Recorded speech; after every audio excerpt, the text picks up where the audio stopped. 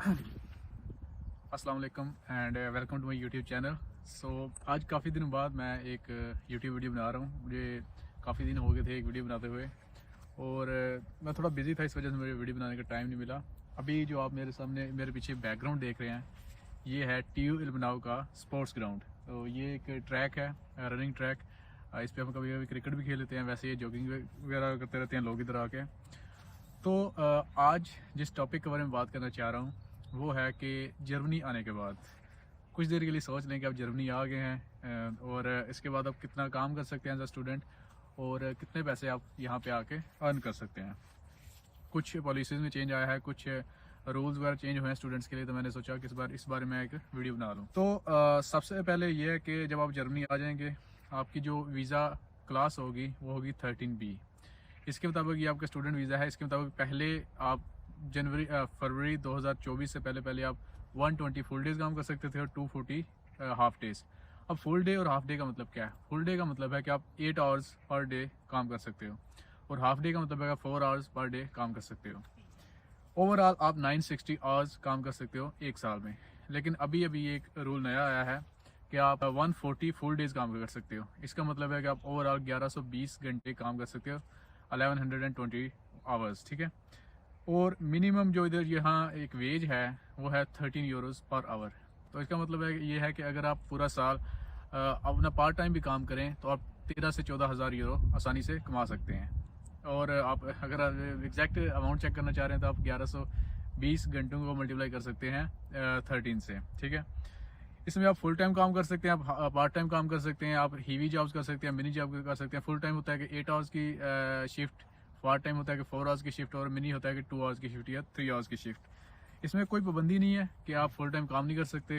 आपने अपने वो 1100 घंटे पूरे करने हैं, चाहे वो आप पहले 6 महीने में पूरे कर लें या आप आखिरी 6 महीने पूरे कर लें, पहले 8 महीने में पूरे कर लें, उसकी आपको कोई दिक्कत नहीं होगी।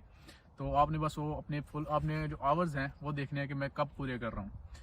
तो इसमें अब आउट जॉब्स भी आती हैं और इसमें अब टेक्निकल जॉब्स आती हैं। आउट जॉब्स क्या होती हैं? आउट जॉब्स होती हैं कि जो आप जिसको आप कह सकते हो कि अपनी स्टडी से हट के, अपनी टेक्निकल फील्ड से हट के जो जॉब्स होती हैं उनको आप आउट जॉब्स कह सकते हो। लाइक अमेजोन में लॉजिस्टिक्स का काम करना, यहाँ एक सेंसर टेस्टिंग कंपनी है UST, उसमें जाके काम करना, किसी रेस्टोरेंट में किचन हेल्प का काम करना, बर्तन धोने वाला काम करना, इसके अलावा डिलीवरी जॉब्स करना, ये सब आउट जॉब्स कहलाती हैं। और इनकी मिनिमम जो पे होती है 13 यूरो होती है और इसके अलावा ज़्यादा भी होती है। अगर आप कि रात की शिफ्ट हो तो ज़्यादा पैसे भी आपको देते हैं। इसके अलावा अगर टेक्निकल फील्ड में आ जाएं तो जिस तरह IT की फील्ड है, फ्रंट एंड डेवलपर्स हैं, बैक एंड डेवलपर्स हैं, जावा डेवलपर्स हैं, इसके अलावा कंप्यूटर साइंस की जितनी भी फील्ड्स हैं उनमें पर आवर आपको अच्छा पे किया जाता है, तो लाइक 15-16 से ऊपर ही पे किया जाता है। और स्टूडेंट वर्क जॉब्स में भी यही है, इंटर्नशिप में भी आपको इतना पे किया जाता है।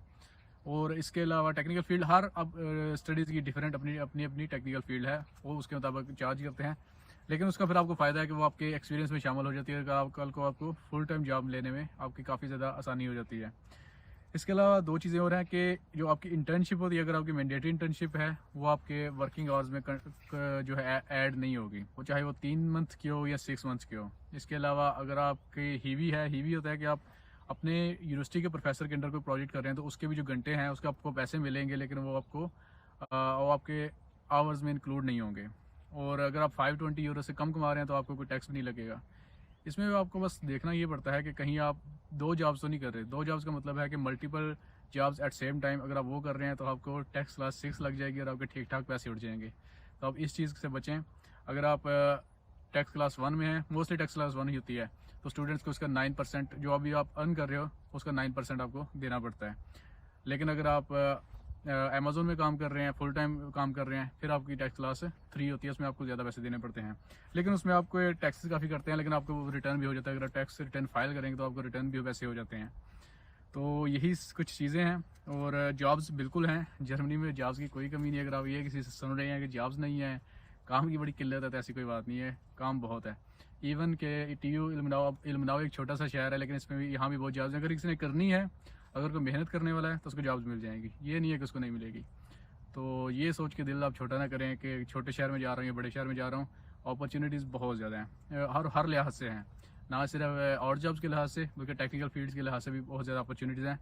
आप बस वहाँ से निकलने की करें। पाकिस्तान के हालात आपके सामने ही हैं और मेरा नहीं ख्याल कि वहाँ रहने का अब कोई फ़ायदा है।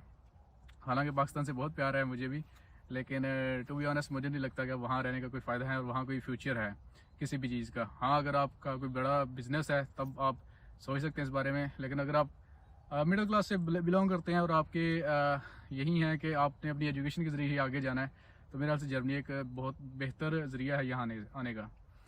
सो यही थी आज की वीडियो। अगर आपका कोई कमेंट हो, कोई मैसेज हो या आपके कोई क्वेश्चंस हो तो आप कमेंट पे कर सकते हैं। जब भी मुझे टाइम मिला मैं आपका रिप्लाई करूँगा। Thank you so much.